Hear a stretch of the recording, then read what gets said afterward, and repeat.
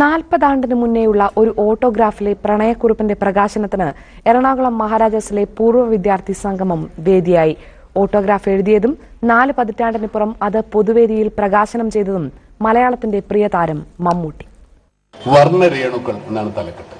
സായം സന്ധ്യയിൽ സന്ധ്യാരാഗത്തിന്റെ വെളിച്ചം തട്ടി ചുവന്ന മുഖത്ത് ദേഷ്യം.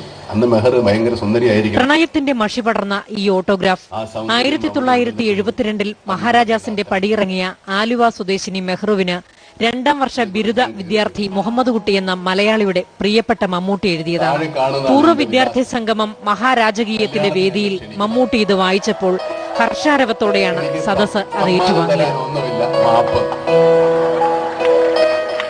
പിന്നെ കണ്ടത് സിനിമയെ പോലും വെല്ലുന്ന ക്ലൈമാക്സ്. നന്ദി മമ്മൂക്ക.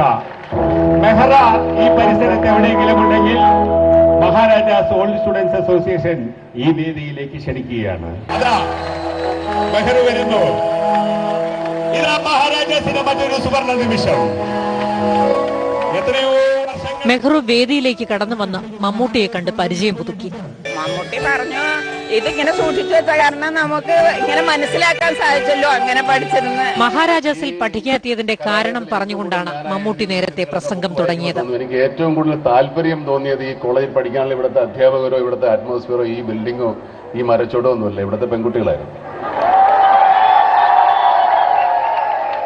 കാരണം ഞാൻ ദേവര കോളേജിൽ പഠിക്കുമ്പോൾ അവിടെ പെൺകുട്ടികളില്ല. ഇവിടുത്തെ പ്രധാനമായ ആകർഷണം ഇവിടുത്തെ സുന്ദരികളായ പെൺകുട്ടികളായിരുന്നു. ക്യാമ്പസിൽ താൻ നിലവാരമില്ലാത്ത കോമാളിയായിരുന്നു എന്ന് പറഞ്ഞപ്പോൾ സദസ്സിൽ കൂട്ടച്ചിരി. ഞാൻ ഈ മഹാരാജാസ് കോളേജ് അറിയപ്പെടുന്ന ഒരു കോമാളിയായിരുന്നു. കോമാളി എന്ന് പറഞ്ഞാൽ ഒരു നിലവാരവും ഇല്ലാത്ത വളരെ തരം താഴ്ന്ന കോമാളി. അതായത് എന്റെ തൊലിക്കെട്ടിക്ക് എനിക്ക് തന്നെ അത്ഭുതം തോന്നിയിട്ടുള്ള പല സംഭവങ്ങളുണ്ട്. ഞാൻ കാണിക്കാത്ത കോമാളിത്തരങ്ങളില്ല. മനോരമ ന്യൂസ്, കൊച്ചി.